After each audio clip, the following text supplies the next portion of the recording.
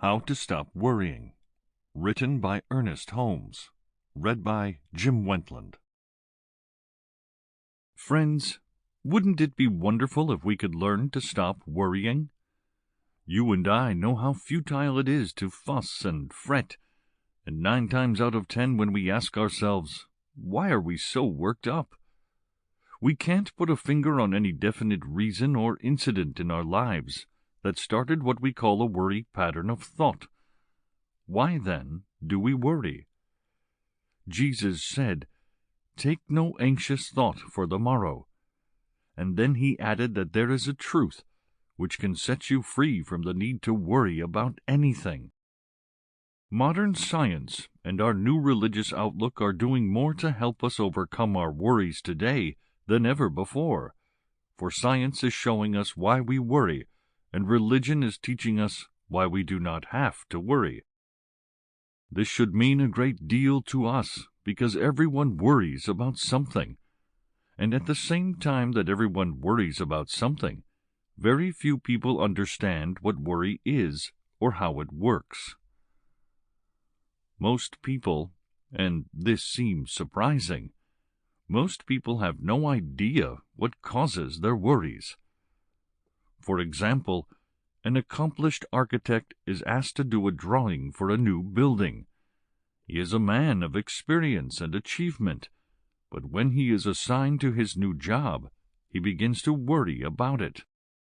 When he realizes that he has become anxious, he stops and reasons with himself, pointing out to himself that this job is not unlike others which he had done successfully.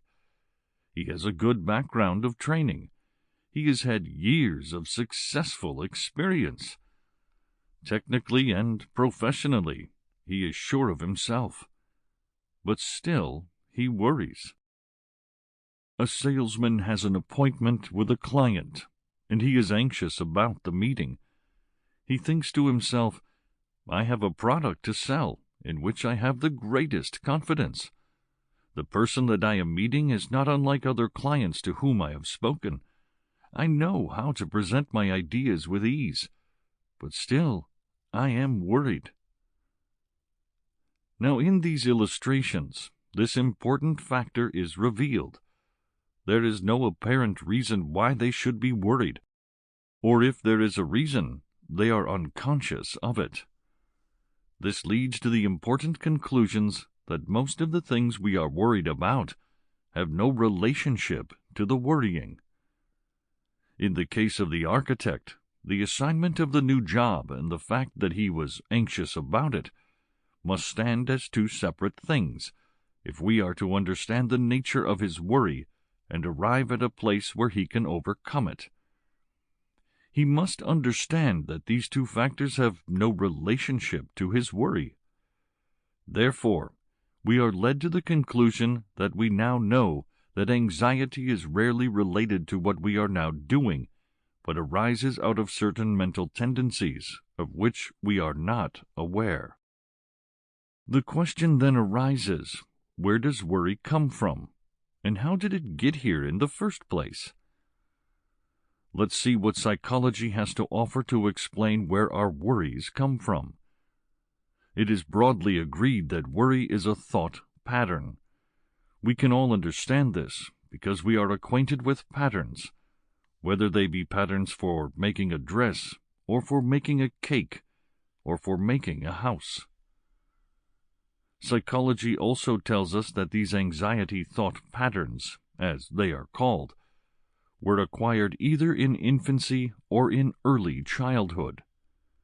Usually they were imposed on us by well-meaning but poorly informed adults, through such simple ways as saying, "You can't do this, you can't do that, you're a bad boy, you're a bad girl, you're no good," and so on.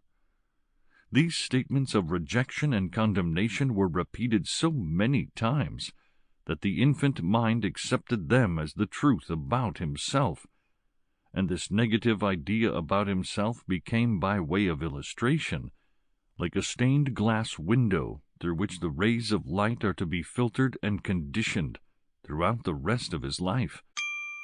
Sample complete. Ready to continue?